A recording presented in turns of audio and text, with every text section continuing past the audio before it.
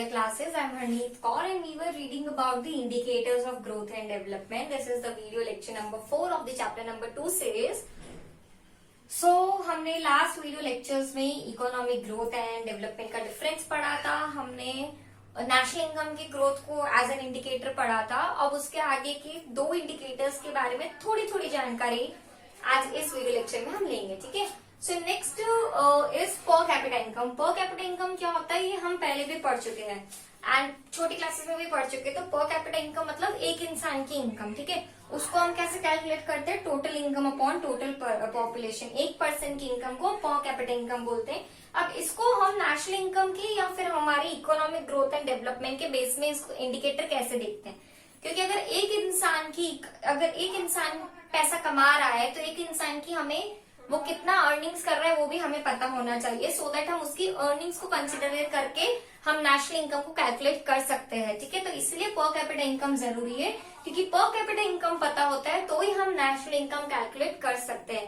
पर capita income के अपने कुछ लिमिटेशंस है। लिमिटेशंस क्या है? It is only an estimate, क्योंकि अल्टीमेटली क्या है कि एक एस्टिमेट, जैसे नेशनल इनकम का हमने देखा था एस्टिमेट है, तो सिमिलरली पर कैपिटा इनकम भी एस्टिमेट है। अब आप समझ सकते हो कि अगर पर कैपिटा इनकम एस्टिमेट है तभी नेशनल इनकम एक एस्टिमेट है, ठीक है। Next is difficulty in calculating. It is very difficult to calculate because हमारी कंट्री में जो पॉपुलेशन है वो कम नहीं है। 135 करोड़ जनता रहती है बाय द स्टेटिस्टिकल डेटा। अगर ये स्टेटिस्टिकल डेटा है मतलब इससे 2 या 3 गुना ज्यादा ही होगी फॉर श्योर, ठीक है। तो it is very difficult in calculating हर एक इंसान की इनकम, क्योंकि हर एक इंसान की इनकम स्टेबल नहीं होती है। जो रोज मजदूर कर रहा है उसको आज 200 रुपए मिल रहे हैं, कल 300 रुपए मिल रहे हैं, तो उसकी कोई स्टेबल इनकम नहीं है, इसलिए it is very difficult to measure per capita income. Secondly it only shows average. Obviously इसको हम डिवाइड कर रहे हैं, टोटल से टोटल डिवाइड करते तो एवरेज आता है, मीन आता है, राइट। तो ये सिर्फ हमें मीन बताता है, असली वैल्यू नहीं बताता है। एंड अल्टीमेटली अगर हमें असली वैल्यू नहीं पता चलती तो कंपैरिजन में भी हमें दिक्कत होती है। It is a deceptive indicators. Deceptive indicators in the sense कि हमें अल्टीमेटली एक इंसान की इनकम के बारे में पता नहीं चलता है, और एक इंसान की इनकम के बारे में अगर हमें पता नहीं चलेगा दैट मीन्स कि हमें इन टोटल नेशनल इनकम कितनी वो पता नहीं चलता है। इसलिए एक डिसेप्टिव इंडिकेटर है, इसको इतना कंसिडरेशन में नहीं लिया जाता है, ठीक है। सो this was all about per capita income. Next indicator is quality of life और PQLI। जिसमें हमें quality of life, standard of living के लिए बारे में पता चलता है। तो अल्टीमेटली क्या होता है, हर एक इंसान अपनी ग्रोथ एंड डेवलपमेंट क्यों कर रहा है, मैं काम क्यों कर रही हूँ, सो दैट मैं ज्यादा से ज्यादा अर्न कर सकूं एंड मेरे शौक या मेरी जरूरतें पूरी कर सकूं, ठीक है। एंड अल्टीमेटली अगर मैं अपने शौक जरूरतें, अगर वो भले कपड़े में हो कि मुझे ब्रांडेड कपड़े पसंद या कुछ भी चीज हो, तो उसके कारण मेरा स्टैंडर्ड ऑफ लिविंग बढ़ेगा। एंड जब मेरा स्टैंडर्ड ऑफ लिविंग बढ़ेगा दैट मीन्स हमारी कंट्री का कहीं ना कहीं PQLI बढ़ेगा, ठीक है। यानी कि क्वालिटी ऑफ लाइफ इंडेक्स हमारा बढ़ेगा। समझ में? हर एक इंसान अगर अपनी अपनी जरूरतें पूरे करे या फिर वो अच्छे से रहन सहन करे तो हमारी कंट्री का डेवलपमेंट होता है, स्टैंडर्ड ऑफ लिविंग इंक्रीज होता है। सो PQLI जो है वो बहुत तरह के डिफरेंट टाइप्स, बहुत सारे फैक्टर्स पे बेस होता है। पहला फैक्टर होता है food, fuel, service, durable, semi durable, कि किस तरह के गुड्स एंड सर्विसेज एक इंसान कंज्यूम करता है। अगर एक इंसान सेमी ड्यूरेबल या 2 रुपए वाला पेन यूज कर रहा है दैट मीन्स उसके पास उतने ही यूज करने की कैपेबिलिटी है, ठीक है। तो अल्टीमेटली कौन सा इंसान कौन सी सर्विस, अगर हम ठेलों से कपड़े खरीद रहे हैं दैट मीन्स कि हम इतने केपेबल नहीं है कि हम एडिडास, रीबॉक या बड़े बड़े ब्रांड्स के जाके कपड़े खरीदे। दैट मीन्स हमारा स्टैंडर्ड ऑफ लिविंग कम है एंड उसको हाई करने के लिए हमें हमारी इनकम बढ़ानी पड़ती है, हमें हमारी पर कैपिटा इनकम बढ़ानी पड़ती है, तो जाके हम हमारी कंजम्पशन इंक्रीज करेंगे। कंजम्पशन इंक्रीज करेंगे तो हमारा standard of living automatically increase होगा, ठीक है। तो food, fuel, service, durable, semi durable, ये कुछ स्टैंडर्ड ऑफ कंजम्पशन है कि हम फूड यूज कर रहे हैं, कौन सा फूड यूज कर रहे हैं, फ्यूल कौन सा यूज कर रहे हैं, सर्विसेज कौन सी अवेल कर रहे हैं, ड्यूरेबल यूज कर रहे हैं, सेमी ड्यूरेबल यूज कर रहे हैं, कुछ ये सब डिपेंड करता है। देन वही चीज अगर हमारा स्टैंडर्ड ऑफ लिविंग हाई होगा तो हमारा PQLI भी हाई होगा।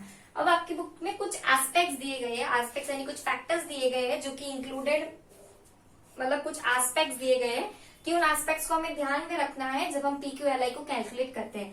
पहला एस्पेक्ट है फूड, कि हर एक इंसान के पास फूड मिल रहा है कि नहीं मिल रहा है, मिल भी रहा है तो कौन सी क्वालिटी का मिल रहा है।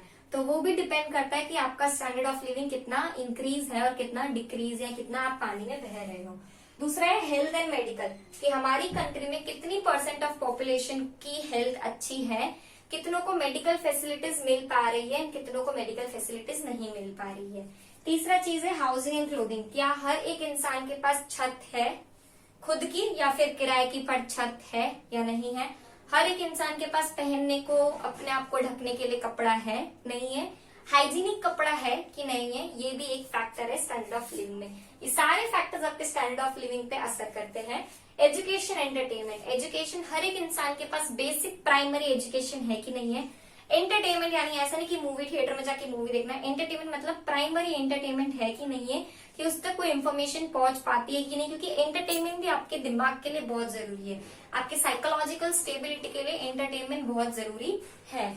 Next is transport and communication, कि हर एक इंसान के पास ट्रांसपोर्टेशन कम्युनिकेशन अवेल करने का मौका है कि नहीं है। अभी अगर रेलवे प्राइवेट हो जाएगी तो मुझे नहीं लगता कि हर एक इंसान जो कि जनरल डब्बे में बैठ पा रहा था 10 रुपए 20 रुपए 100 रुपए की टिकट लेके, अब वो 200-300 की टिकट अफोर्ड नहीं कर पाएगा। सो अल्टीमेटली ट्रांसपोर्टेशन कम्युनिकेशन हर एक इंसान के पास है नहीं है, ये भी मैटर करता है हमारे स्टैंडर्ड ऑफ लिविंग में। Next is energy, energy in the sense हम में कितनी ताकत है, वो एनर्जी तो है ही है, पर कितनी एनर्जी हम कंज्यूम कर रहे हैं in the way of electricity, solar power और एक्सेट्रा, इसको हम कंसिडरेशन में लेते हैं। Next is life expectancy, life expectancy का मतलब क्या होता है कि एक इंसान कितना जी सकता है, तो वो एवरेज लाइफ एक्सपेक्टेंसी हमारी कंट्री में कितनी, एक रीजन में कितनी, एक एज ग्रुप में कितनी, वो हमें पता होना चाहिए, सो दैट उसके बेसिस पे हम हेल्थ एंड बाकी चीजों को कैलकुलेट कर सके एंड उसका एक कंक्लूजन हम ड्रॉ कर सके। Next is IMR, IMR means infant mortality rate. Infant मतलब हर वो बच्चा जो 1 साल से कम वर्ष का है, 1 साल से कम एज का है, एंड मोर्टालिटी मतलब मरना। तो कितने बच्चे हमारी कंट्री में 1 साल से छोटे हैं जिनकी डेथ हो रही है। हमारा इन्फेंट मोर्टेलिटी रेट बहुत हाई था कई साल पहले, पर आज अगर हम देखो तो हमारा इन्फेंट मोर्टेलिटी रेट स्टेबल हो चुका है, वो बहुत कम हो चुका है। तो इन्फेंट मोर्टेलिटी रेट भी एक फैक्टर है जो हमारा स्टैंडर्ड ऑफ लिविंग बताता है, क्योंकि उससे हमारी मेंटालिटी पता चलती है। एंड अगर मेंटालिटी नहीं तो बच्चे को क्या हेल्थ इश्यूज है, उसको क्या फैसिलिटी प्रोवाइड हो रही, वो पता चलता है। ठीक है, नेक्स्ट इज ड्रेनेज फैसिलिटी की। ड्रेनेज फैसिलिटी कैसी है कि आपके घर के आजू बाजू कूड़ा कचरा किस हिसाब से मैनेज होता है। एंड ड्रिंकिंग वाटर की, हर एक इंसान को ड्रिंकिंग वाटर हाइजीनिकली मिल रहा है कि नहीं मिल रहा है। सो ये जितने भी सारे फैक्टर्स है ये बताता है कि हमारी कंट्री में एक इंसान का स्टैंडर्ड ऑफ लिविंग कितना अच्छा है और कितना नहीं है।